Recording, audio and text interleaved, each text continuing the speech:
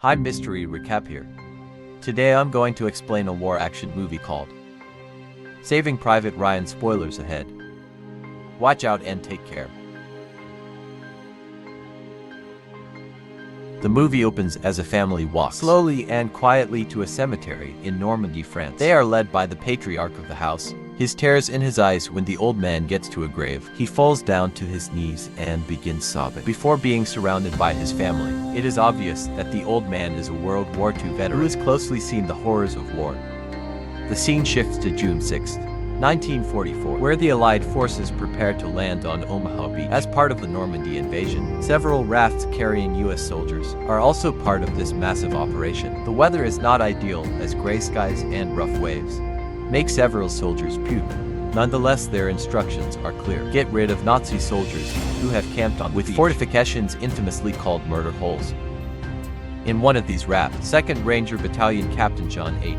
Miller prepares himself for battle. He is nervous, which is evident from his hands shaking while he drinks water from a bottle. But Miller composes himself and gives his soldiers a last-minute pep talk. Soon afterwards, the gates of the rafts open and all hell breaks loose. German soldiers camped inside their fortifications indiscriminately fire at the rafts. Several Americans are shot dead before they can even swim towards the beach. Many of the others drown to their deaths, as Nazi offensive continues to take a heavy toll. However, Captain Miller makes it to the shore, where he takes cover behind metal tank traps that are placed all over the beach. The utter death and destruction unfolding all leaves him shocked. There are soldiers crying for their mothers, and some of them have been mutilated beyond recognition, fortunately. One of the comrades snaps Captain Miller back to his senses. He then orders the survivors to move forward towards the enemy murder halls, slowly inch closer to the German soldier lines, while continuing to take heavy damage. Thanks to their collective persistence, snipers like Daniel Jackson and a bit of luck, the Allied forces make it to the murder holes. After hours of hell on earth, they finally manage to defeat the Nazis and take control of Omaha Beach. Meanwhile, back in the US, the Department of War receives rather unsettling information from the battlefront family from Utah. The Ryan family had sent their 4 sons to serve in the military. 3 of them have unfortunately been killed in action. Their poor mother receives 3 letters of condolences from the Office of Commander General. On the same day, the only surviving brother, the youngest Private James Francis Ryan, landed at Normandy the night before the invasion. It is revealed that he is in the 101st Airborne Division and is currently listed as missing. Over at the office of the general, there's some back and forth about this issue. The general thinks they should send a rescue mission in order to retrieve Private Ryan. One of the senior officers, however, thinks it's not a great idea, as more men would have to be put in danger. In the end, though, the general's word prevails, and Captain Miller is chosen for this mission. Within a few hours, the news reaches Omaha Beach, and a detachment team is formed for the task. Captain Miller heads the team of 7 other soldiers, including interpreter Timothy Upham, who lacks any combat experience. The group soon tracks Ryan to the town of Newville, a plane, and begins their journey. On their way, the soldiers get into a heated discussion on whether this mission makes any sense. It is obvious that not all of them think they should put their lives at risk for one man. Upham, who is clearly a sensitive person, argues that Ryan's mother deserves to have at least one of her sons alive. But the others dismiss this argument, pointing out that they all have mothers. The group does have good camaraderie though, and all of them seem to respect their captain. Miller is an intelligent man who has a sharp sense of humor, plus he always gets the babes at the end. He and his second-in-command, Mike Corbat, reminds the group that they have to follow orders, no matter what they think of the mission. A few hours later, they reach the outer walls of Nouvelle Plain. Amid heavy rain, the town is now devastated, and currently, a troop of American soldiers are on a lockdown against German sniper. Captain Miller asks around about Private James Ryan, but the troop has no idea where he is. In fact, the commanding officer is not even sure if his troop has anyone of that name. To move forward, Captain Miller and his team will now have to clear the German soldiers in town. They slowly make their way through, trying to avoid any contact with the enemy. Their advances come to a sudden halt when they encounter a German family who is hiding in a ruined building. Upham translates their desperate pleas to take their young children to safety. Captain Miller points out that it would be a stupid idea to take the kids, since they are on the move through a dangerous war field. But one of the members of the group, Adrian Caparzio, is incredibly moved. Takes the family's daughter. He reveals that the little girl reminds him of his niece. An enraged Horvath yells at him and takes the girl away. But before he can hand the girl back to the family, a German sniper shoots down Caparzo. Today he is not root. Following this, the entire group takes cover, while Caprizzo slowly bleeds. In the middle of an open field, U.S. sniper Daniel Jackson guesses the location of the enemy and sneaks to a nearby rubble pile. As the German sniper scans through his scope for more targets, Jackson shoots him between the eyes.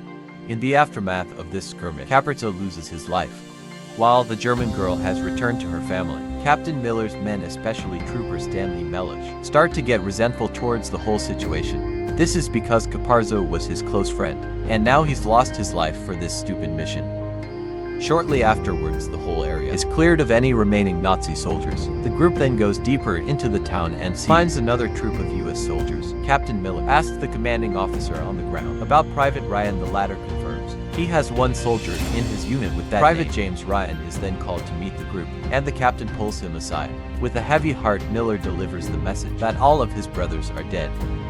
Upon hearing this, the soldier immediately breaks down and asks how it happened. Miller replies that they were killed in action, but the private says that this is impossible, since his brothers are still in school. This revelation is enough to make Captain Miller realize that they have the wrong person. He has the same name, James Ryan, but different middle names and different younger brothers. This also means that the group will have to push further into the battle zone to complete the mission. Also means that he just gave that poor soldier the scare of his life soon. They meet an injured soldier from the 101 Airborne Division. He tells the group that they're dropped in a nearby village of Vierville. But moments after they touch ground, they came under heavy fire, and he got separated from the rest. Miller's group now knows that they will have to pick up their guns and move again that night. They bunker down in a nearby abandoned church. Everyone except Sniper Jackson stays awake for most of the night. During this, Sergeant Horvath notices Captain Miller's hands shaking involuntarily and inquires about it. The latter reveals that it started when they disembarked at Omaha Beach, and that it comes and goes. It is obvious that the two men don't realize that Miller is showing early signs of post-traumatic stress disorder from their conversation. It is also revealed that Miller is not 100% on board with this. He, however, rationalizes that for every man he loses, he also saves, and more in the meantime. The rest of the group speculates about Captain Miller's past. Nobody knows where he came from and what he did before the war. Upham tries to ask him about his life, but the captain cheekily says that he'll tell them when the time is right. The group then puts down all their worries and gets some much-needed sleep the night. When they wake in the morning, they continue their search for Ryan. They soon stumble on yet another American troop, which seems to have camped around the remains of a crashed aircraft. S Troop also doesn't know where Ryan is, but the commanding officer has got his own tale of war. He was piloting one of the fighter jets, which, unknown to him, had been reinforced with extra steel plates. This was done to protect a high-ranking officer who was to fly with him. Unfortunately, by the time he found out this information, it was too late. The extract on the plane made it difficult to control. Even though he did its best, the plane crashed and killed nearly everyone in it, including the general they were trying to protect. Captain Miller can't help but notice the parallels between the officer's story and his mission. Both of them have risked the lives of many to save one person, but in his case, they're saving Matt Damon. Moments later, the group heads towards a field where a battalion of U.S. soldiers arresting Captain Miller starts asking around, while his men go through the dog tags of killed soldiers. Soon after, they finally meet someone who is in the same division as Ryan. The soldier explains that Ryan and a couple of others missed their drop zone by about 20 miles. They then met a U.S. Army colonel who rounded some soldiers, including Ryan, to go guard a breach in a village named Ramel. Miller is relieved upon hearing this, as he has finally got a solid lead on his target. Following this, the captain asks his men to gather around and lays out their next course of action. They will be headed to Ramel, which falls in the banks of River Marator. He knows that this village contains a bridge, which is an important gateway to Paris. Both the Allied forces, as well as the Germans, would be fighting tooth and nail to take control of this strategic position. While Miller is explaining the plan, his hands begin to have those tremors again. His men can see it, and they are all obviously worried, but nobody says anything. Miller acts like everything is normal. After a while, the group pushes deeper into normal. Once more, they make their way through vast grasslands, which are mostly empty. War, however, is not so gentle, and they soon come across several dead bodies of Allied soldiers. Miller and his men immediately take cover and scan the surrounding area. The captain notices a group of German soldiers camped near a radar station and wants his troop to neutralize them. The men don't exactly like Miller's plan and ask him to go around the radar safely, but he is unwilling to do so, as the Germans have captured an American machine gun. He argues that if they don't eliminate the enemies, other American troops following them will get ambushed. So despite the disapproval of his men, Miller goes forward with his plan. After an intense battle, the group gets the upper hand on the German, encircling the enemy from 3 sides. But their victory comes at a heavy price as Irwin Wade. The field doctor is shot in the process. They try everything they can to save his life, but all in vain. Wade slowly bleeds to his death. That's what he gets for being mean to Scarlett Johansson. This brings the total casualties to 2 on this mission. To save Private Ryan angry and vengeful, the men take out their frustration on a German paratrooper who surrenders. They are very much prepared to kill him on the spot, but Upham interjects, saying that wouldn't be a good idea. He believes that they should adhere to the rules of war concerning enemy soldiers who surrender. At first, no one cares to listen to him because they are incensed at the loss of a fellow soldier, but eventually they come around. The prisoner grovels and asks for mercy. The German even tries to curry their favor by showing them how much he loves America. He names Hollywood celebrities, even recognizes a few of them. This is American lingo, and even sings the American anthem. But Miller grabs the prisoner by his collar and blindfolds him. He then instructs him to walk 1,000 steps and surrender himself to the 1st Allied Patrol. He comes across, however. This decision proves to be very unpopular with the group.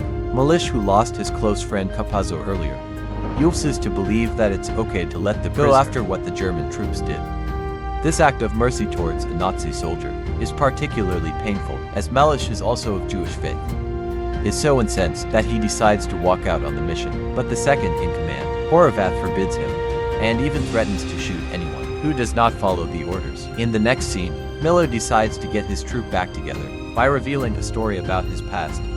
Soldiers had all placed baits on who would be the first to find out the captain's past. No one knew anything about him, or what he did before he became an army officer. But today, Miller reveals that he used to be a school teacher and a baseball coach before the war.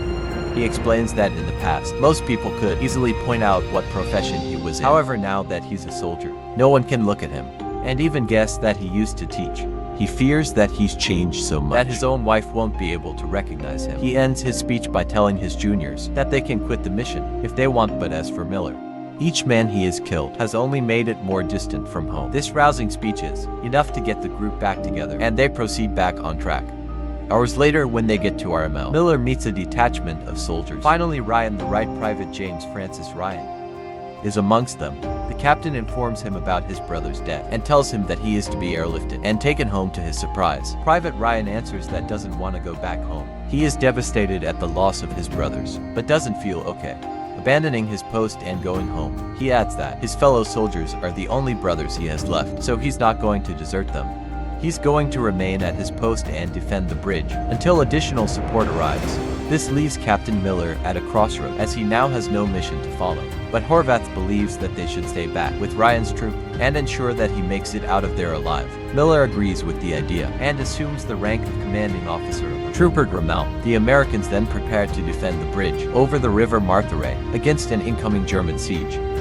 As the troop awaits the day of battle, they get together to share stories. Captain Miller and Ryan are off to the side and talk about their personal lives. Suddenly, one of the American scouts picks up on incoming enemy troops. Everyone then assumes their position, as it is now time. Battle soon afterwards. The German troops come with an armored tank, ready to obliterate anything in its path. The US troops, who are undermanned and under-equipped, put up a good fight with their sticky bombs and their machine guns. Both sides lose a good number of men, and Sniper Jackson kills several enemy soldiers. But as the battle rages on, the Germans' numerical superiority proves to be too much. In a shocking twist of events, the Nazi soldier, who Miller let go at the radar earlier, is also present in the battle. He stabs Milish to death while Upham watches on. Paralyzed by fear, Jackson and Horvath are also shot down by the German tank, despite putting up a great fight. Now only the 2 soldiers among the original group are left, Captain Miller and Richard Ribbon. Private Ryan also managed to stay alive in this deadly battle. As the hours pass by, the German assault seems endless. In a cruel turn of events, the Nazi soldier, who is freed by Miller, ends up shooting the captain. Upham, who has been paralyzed with gear up until now, grabs a gun and confronts the Nazi soldier. The latter surrenders once more, confident that Upham will not kill a defenseless enemy. However, the latter now knows firsthand the difficult choices soldiers have to make on the battlefield, so he pulls the trigger and eventually finish the rat off.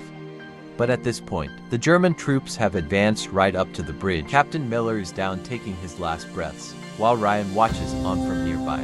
Their loss appears to be imminent. But suddenly, two U.S. Air Force planes swoop down from the skies.